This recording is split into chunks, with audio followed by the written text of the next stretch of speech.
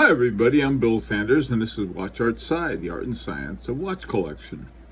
Uh, One of the things I want to talk about in this little vest pocket video shortly is the hidden watchmakers in watches.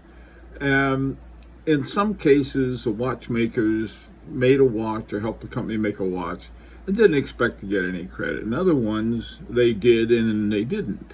So anyway, we're going to take a look at some hidden watchmakers. I'm wearing my Harry Winston Premier by Retrograde. The by Retrograde was done by Agenhor, and the Agenhor is Jean-Marc Viderec. So there's one hidden watchmaker. Now the other one, it also has a Girard-Perregaux movement. So these were, this was typical of Harry Winston. Harry Winston really never had a sort of an in-house watchmaker. Now, they were bought by Swatch, and that may change. But this is an example of a watch with hidden watchmakers. Now, a while back, I did a little video on Corum watches. And one of the things about Corum watches that really got my attention, in fact, probably the only thing I was really impressed with, was this thing that they called the Corum Golden Bridge.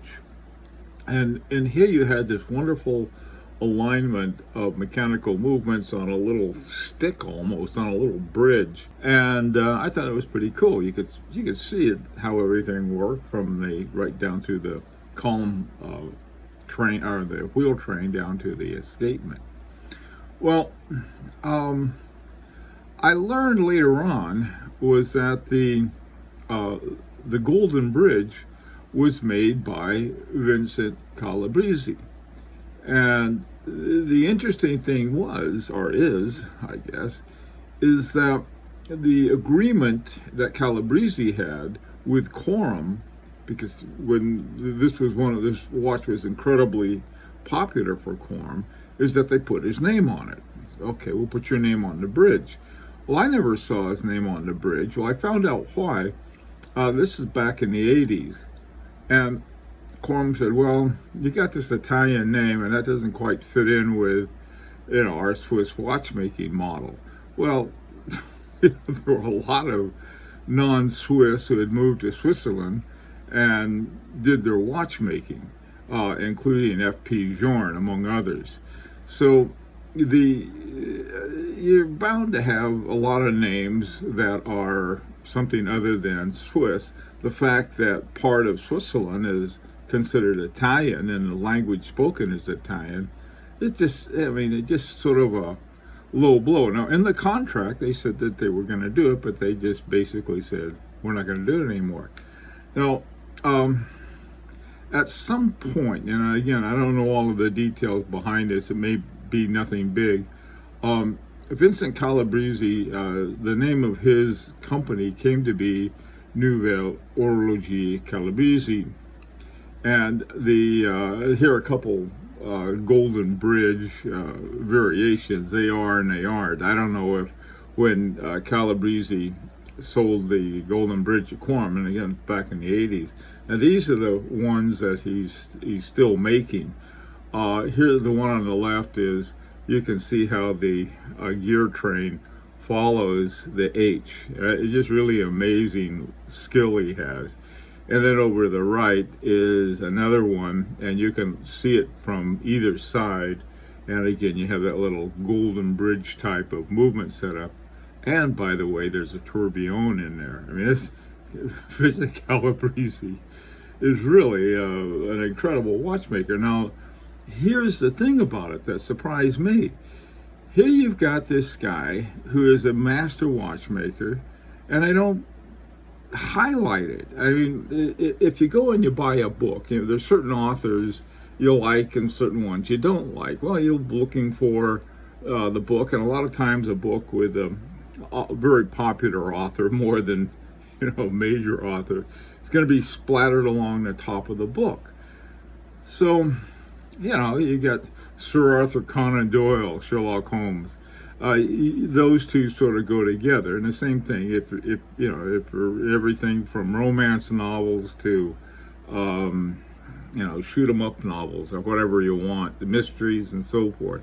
they feature the name of the author. Well, why they don't do that with watches, I don't know. Anyway, so Vincent Calabrese got together with Sven Anderson, and they created in 1985 the Academy Horloger disc. Well, I can't say it correctly. To me, French is really beautiful, and when I'm finished, it's not. It's French for the Academy of Independent Watchmakers.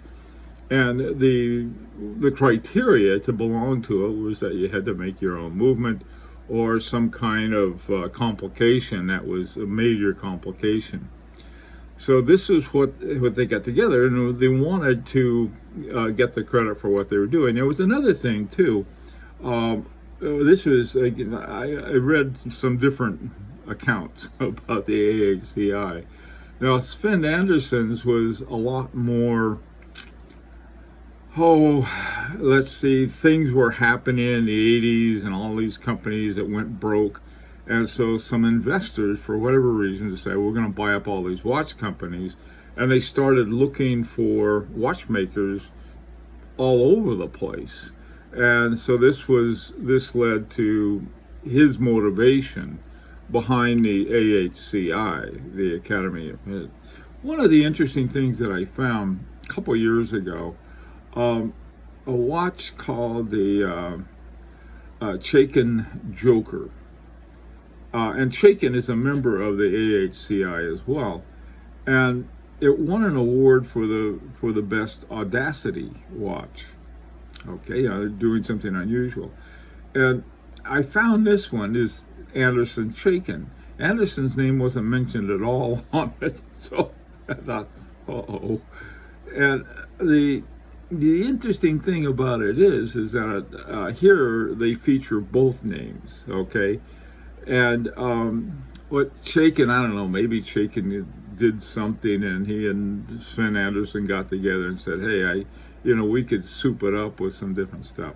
But one of the things that I found when I was trying to find out about this, there are an incredible variety of really good watches out there that I think for us as watchmakers, just looking at some stuff about Sven Anderson and also Vincent Calabrese, I gotta have a video on these two guys. They're really incredible. Listen, so if you say AHCI, that's you know something about the origins, and love to hear your opinions and your comments. And until next time, this is Bill Sanders for Watch Art Sci, the art and science of watch collection. And as always, this is an invitation to subscribe if you'd like.